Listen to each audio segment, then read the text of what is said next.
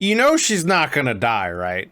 Like, they're not gonna kill Sabine off, especially when other characters have been stabbed by a lightsaber and not died.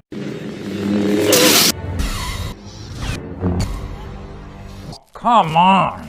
So here we are, AHSOKA, episode 1. Comms. Ask them to identify themselves and transmit their clearance code. Yes, sir. That seems way too casual about this whole thing. They're Jedi. Say again? You gotta know it's a trap now, dude. You gotta be like suspect about this. Like, why would you let them on board? I'm calling their bluff. Okay, dude. I want to meet these Jedi. Like, this is supposed to be a prisoner transport ship, if I'm right. And you're getting a quote-unquote message from Jedi who have been an order that's been basically extinct for forever. The only known real Jedi at the time is Luke Skywalker, who's defeated Palpatine, right? So it's like, what are you doing, brother? Like, if you don't have, like, facial recognition, or you're sure that it's, like, Luke, like, why are you letting him on board? Why? Why would you do that? Especially, like I said, as a prisoner transport. That's just, you're asking for trouble. If they're Jedi, you know, then they'll wait and follow you to wherever the rendezvous is that you're supposed to meet up with, you know, whatever this other ship is or something, dude. There's other ways around this where you can verify it and not have them board your ship. It's quite a surprise meeting Jedi out here. I would say it is quite a surprise. I don't buy it. Then why would you let them on board? Yeah. Well, you know what? You guys kind of deserve it. Sheer fucking hubris. We are no Jedi. Yeah. Well, you know, what's her face from Obi-Wan survived a getting stabbed by a lightsaber, so maybe that guy's fine too. So did the Grand Inquisitor or whatever. So I'm sure he's fine. I'm sure he's fine. Okay, I mean, she seems kind of like a little bit of a badass here. Oh, is he gonna have his Rogue One moment now? Like,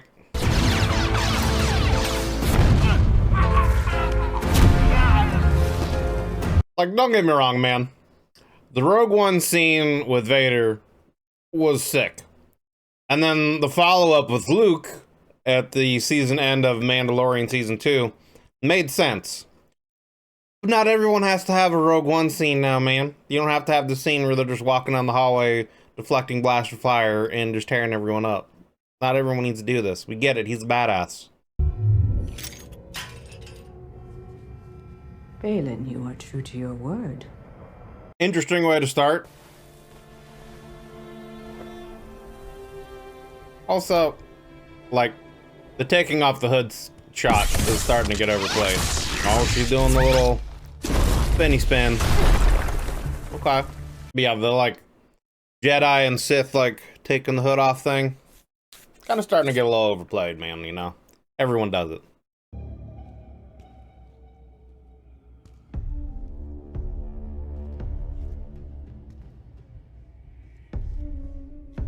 Wonder if that headpiece, like, how heavy it is. Like, I wonder how uncomfortable she might be, you know, wearing that for as long as she has to, playing this character. Those look kind of like Night Sisters. Is she on, like, some kind of Night Sister temple or something? Okay, so we gotta line up the balls. Doing, you know, the old typical gaming puzzle here. What is this, the fifth element? Is this the element of love? Corbin! Corbin, I got no fire, Corbin! I got no fire, Corbin! Okay, so what is this? What MacGuffin is this? Hello. I like the cinematography here. This is kind of a cool, like, setting, the temple and the lighting. Give it to us. Us. You're just dumb.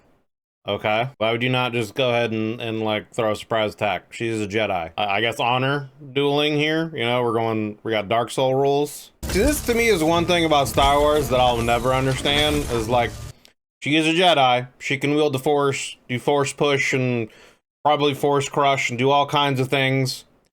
And these are just droids, robots, whatever. They would never stand a chance. Why would you even fight them in melee? Just use the force and like crush them. Like really understood or has been explained. Maybe it's just it like drains you, takes too much effort out of you, and it's easier to do this physical exertion. I mean, like, what did the droids think they were gonna happen? It was nice of them to let her know, and nice of them to give her time to get away instead of just immediately destroying themselves. Well, they're giving her a lot of time. And that was a big ass explosion too. They got little mini nukes there, dude. That's a pretty cool shot though. The explosion spreading out, destroying the temple, the ruins, whatever. That was pretty cool. Rosario Dawson looks good as Ahsoka, I'm not gonna lie. I mean, she looks good anyway, you know what I'm saying? Like, she's an attractive woman, but she has the look of Ahsoka. This Hera, and it's Hera. They seem to have abilities like you. I mean, she's got a lightsaber on her hip. What do you think, brother? The day isn't a total loss. I have a ball. Star map? Not just any star map. The location of the last missing Imperial Grand Admiral, Thrawn. If Thrawn survived, does that mean Ezra? Foreshadowing, Ezra's coming back. So basically this show is going to turn into live action Rebels, is what I'm getting. Let's take a look at this map. We cannot show you the map. The device is locked. Can't you use the Force? But like, seriously, can't you like just use the Force to unlock it, dude?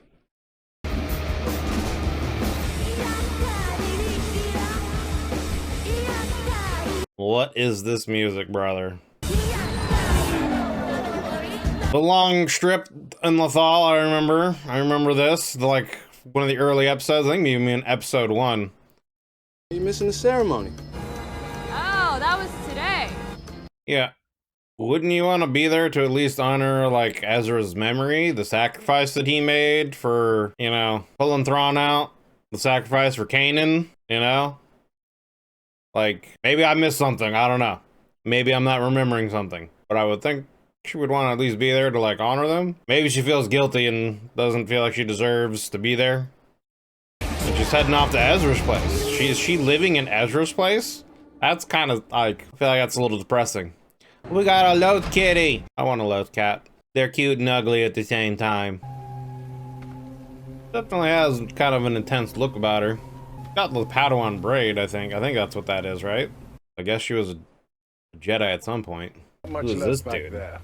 Not Balaam, but the guy with him. The Jedi has the map, where it was vaporized. You'd have to assume Ahsoka would have it.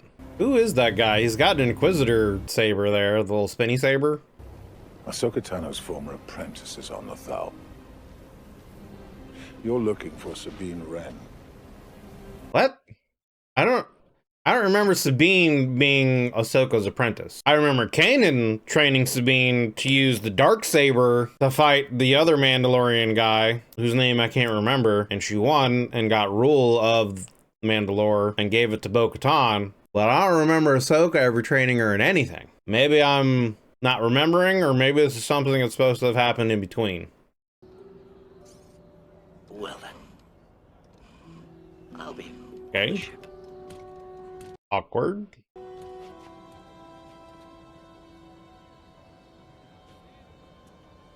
Even getting more awkward? I don't remember them having a falling out. I didn't see season 3 of Mandalorian, so maybe something happened there that I don't know about, but I don't know.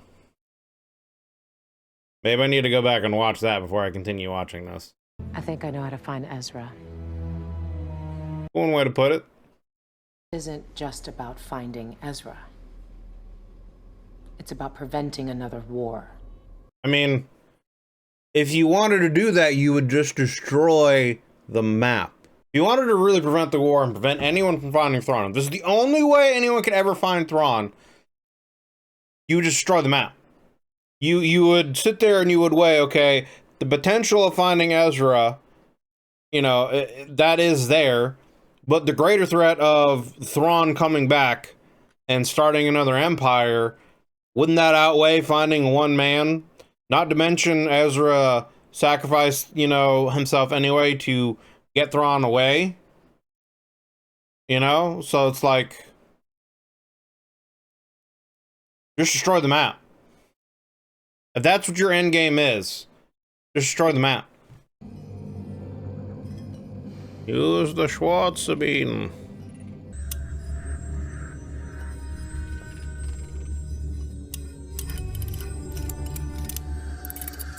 It's almost like those spinny groovy parts were there the whole time.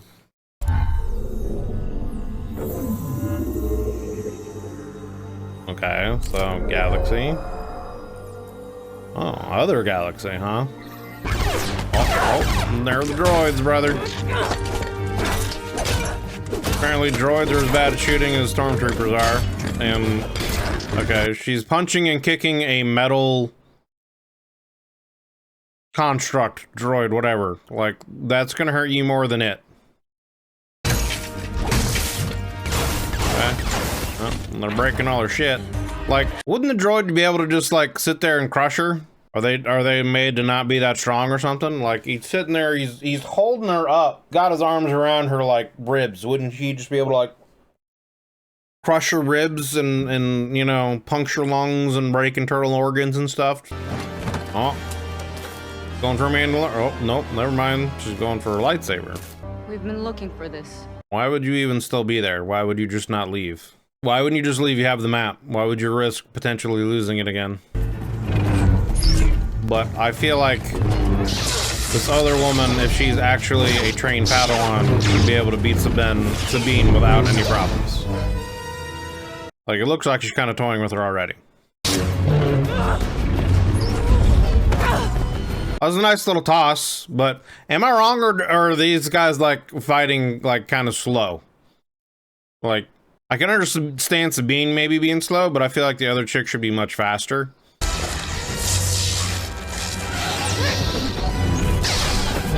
Like, she could have easily just killed her and stabbed her, done something else as she was getting up, but chose not to. We're gonna have a plot armor situation here. Well, I mean, she could have done that a number of times earlier, but yeah. So the only reason she's gonna get away is because Sabine is injured now. I mean, you know she's not gonna die, right? Like, they're not gonna kill Sabine off, especially when other characters have been stabbed by a lightsaber and not died.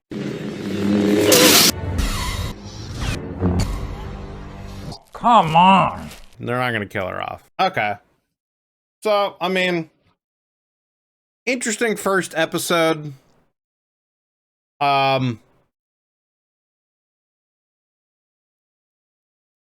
Trying to think of where to start for my thoughts on this episode. So, I mean, like, it wasn't a great episode, but it wasn't a bad episode either. I mean, most first episodes of the show are like a character building and relationship building kind of thing.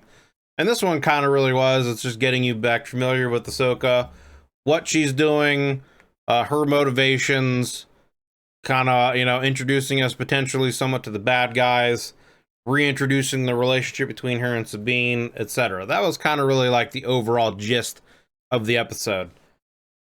Why the dude at the beginning, the captain of the prisoner transport ship, why he would ever let anyone board his ship while he's transferring a prisoner, especially one who seems as important as this Dathomir woman is. I can't, Morgan, I think. Morgan, I don't remember what her name is. But, you know, you're transporting someone important, probably multiple important people. Why would you even bother letting someone board? Why? You know, first of all, why don't you have an escort of fighters anyway? But even if you don't, and you just have fighters docked, send them out. But even if you don't have that, just don't let them board. You know, like, I'm sure your ship has guns, weapons, whatever. Shoot them.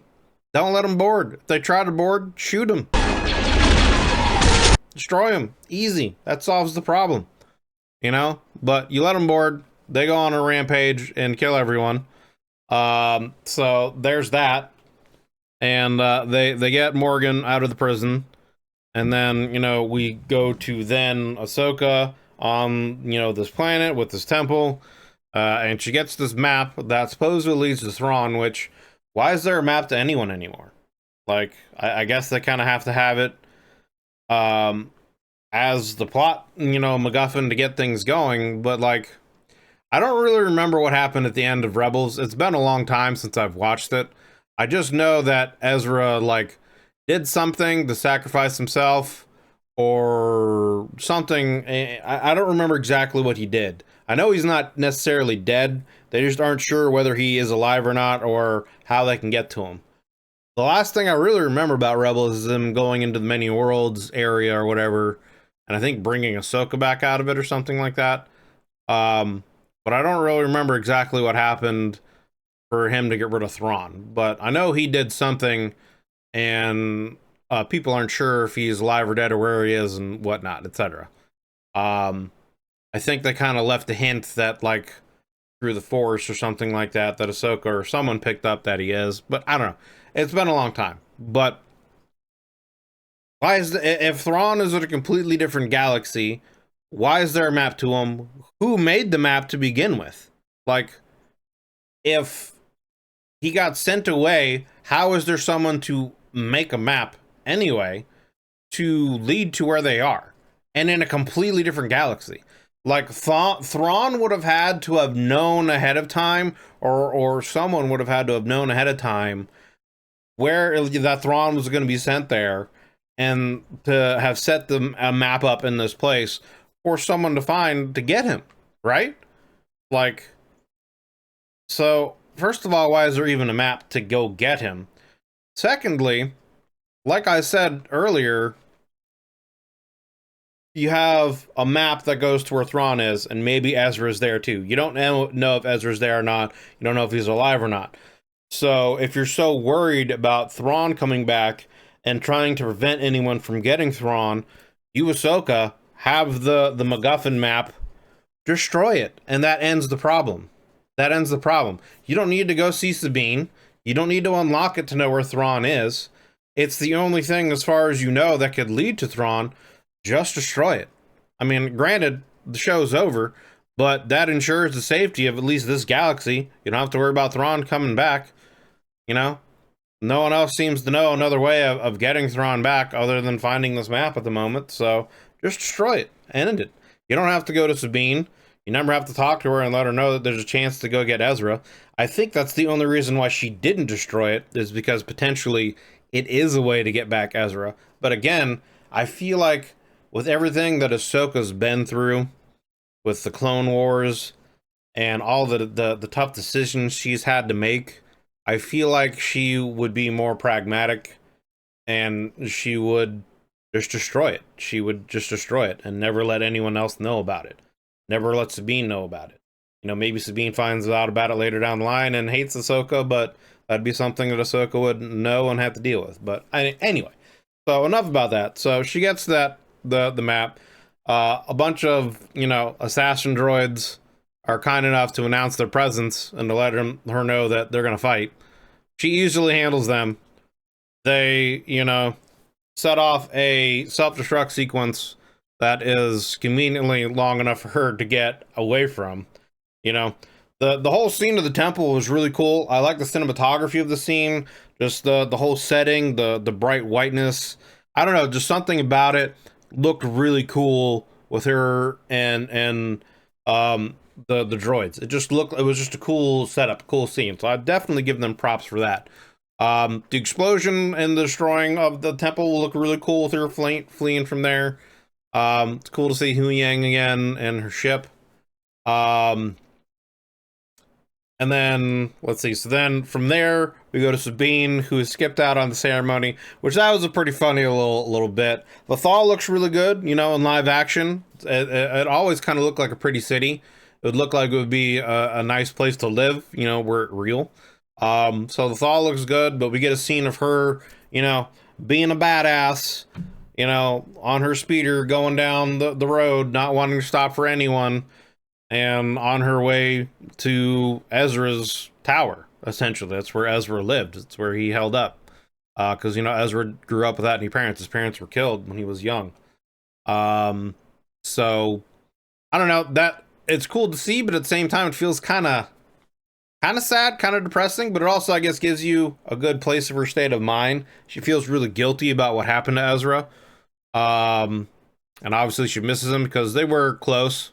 like you saw in the hologram throughout Rebels, you know, they get the whole group really becomes kind of like a close family with each other with everything they go through.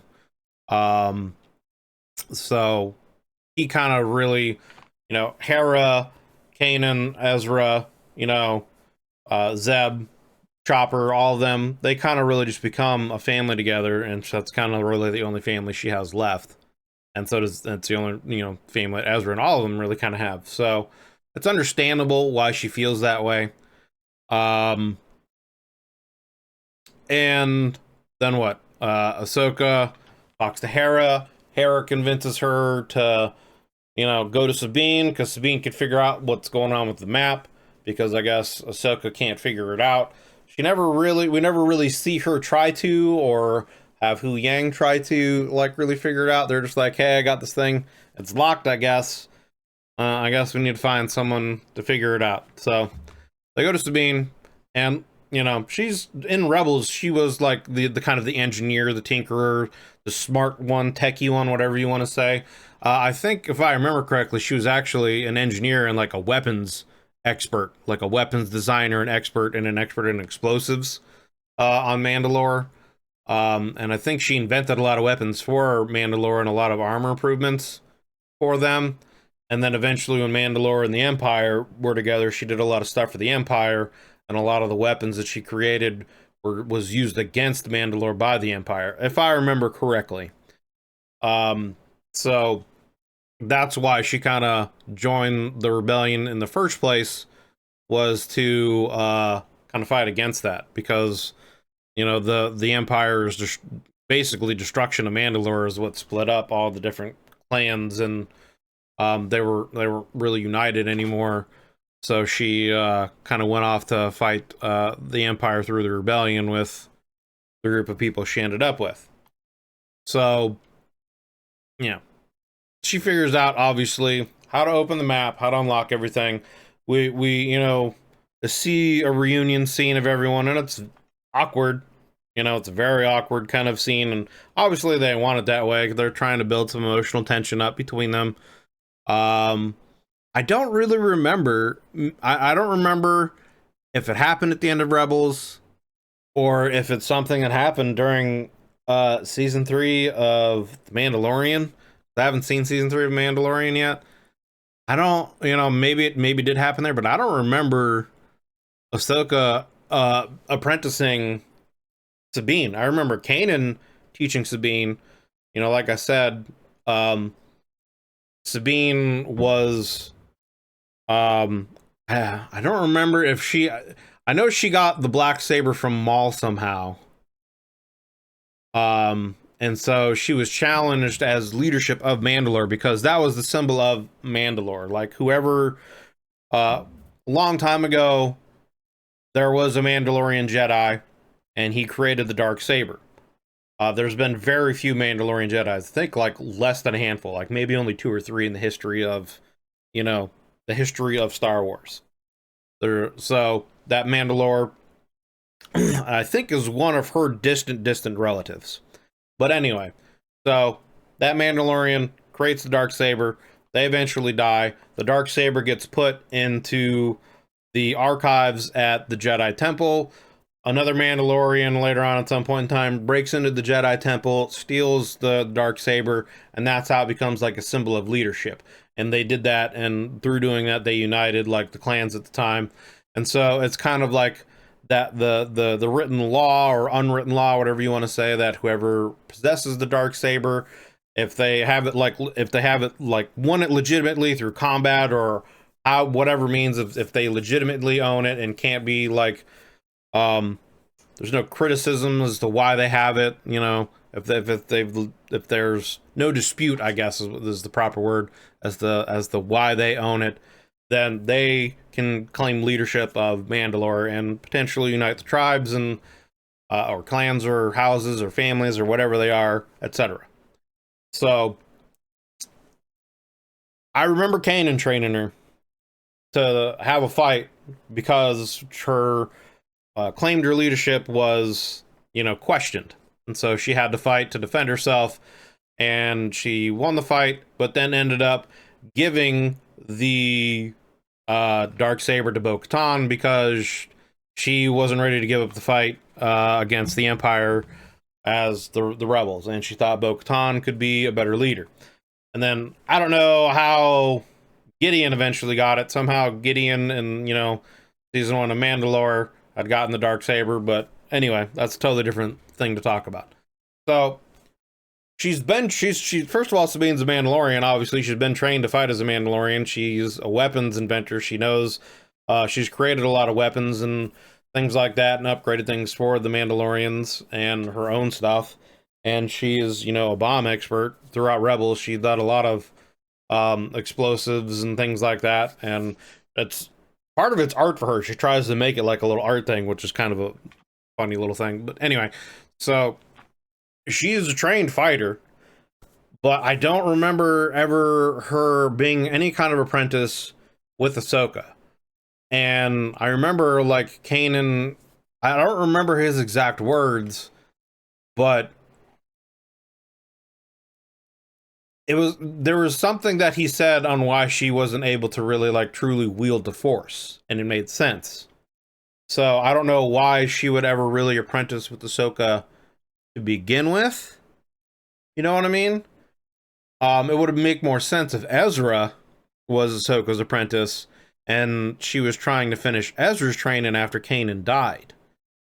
So yeah, I don't know what there's some kind of connection there that I'm missing. But so they go through that, they do that, they have their meeting. She, you know, Sabine takes the map and the scan against Ahsoka's wishes and leaves. Which, I mean, you would think Ahsoka would know how that's what's going to happen. And eventually, you know, she gets spotted by Balin's apprentice. I don't think we've gotten her name yet. I don't remember them saying her name. You know, they discovered that Balin was once a Jedi. During the Clone Wars, through Hugh Yang, I've been able to identify his lightsaber through, I guess, his records. So, you know, Balin is a Jedi. And there was also, it seems, some kind of third person with them when they were at the Dathomir Temple's ruins after it exploded, who had some kind of Inquisitor saber. So I don't know if maybe it's an Inquisitor. I wouldn't think it would be the Grand Inquisitor, although, you know, Dathomir are able to bring people back from the dead, you know, as like zombies. Maybe it's like a zombie version of the Grand Inquisitor or something, or some other Jedi or Sith. I mean, it would be interesting if it's like a zombified version of Darth Maul. That would be kind of interesting. If you were to find that out. But yeah, so that's kind of a mystery person. But anyway, so Sabine figures out the thing. She figures out the map. She gets attacked by some droids, and then the droids steal the map. Apparently in this universe, droids aren't made of, you know, solid steel. They must be made of like aluminum or something, because you can punch them and it affects them and it doesn't hurt you, I guess, you know. And apparently also droids, you know, haven't been programmed to be able to crush, you know, human beings. Apparently they're not strong enough to be able to do that or something. I don't know. But then we get, you know, a showdown with Sabine and Balin's apprentice. Like I said, I don't think they've said her name yet. And it seems like she easily handles Sabine, but the fight choreography felt like really kind of slow. I don't know, maybe, I don't know if it was just me, or I don't know if they meant the fight to be kind of that slow, but it just seemed like, it just felt slow to me. There were some pretty cool little moves, a little like hip toss she did against Sabine, but it seemed like there were a lot of times when she could have easily killed Sabine or injured her, or you know, hit her with her lightsaber in another way. And it could be that she was just playing with her, but why would she even like risk getting captured in the first place unless it's just her arrogance? It very well could be just, you know, she's young and impulsive and an arrogant, you know, apprentice, and she's trying to prove herself to her master. So she wants to, you know, fight and kill Sabine. But obviously when she sees the ship coming, she flees, and the only reason she really gets away is because she injures Sabine. And I doubt Sabine's dead. I doubt they're gonna kill her off. I mean, it would be interesting if they did kill off, you know, an important character, but I feel like they're not gonna do that, especially, you know, when in recent shows the Grand Inquisitor survived being stabbed through by a lightsaber. What's her name? I don't remember the character's name from Obi-Wan Kenobi. The woman Inquisitor, she gets ran through by a lightsaber and survives, and it's fine, you know, like. So I doubt Sabine is dead, but we'll find out. So interesting start to the show. Some kind of plot holey things, but at the same time, at the start to the show, they got to start it off somehow. So maybe some of the stuff will have payoffs in the end. Maybe they'll explain some of the stuff.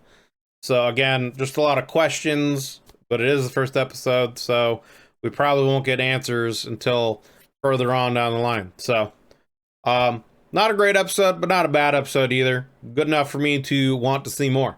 Good enough for me to want to see more. So anyway, thanks for hanging out, and yeah, I'll see you guys on the next one.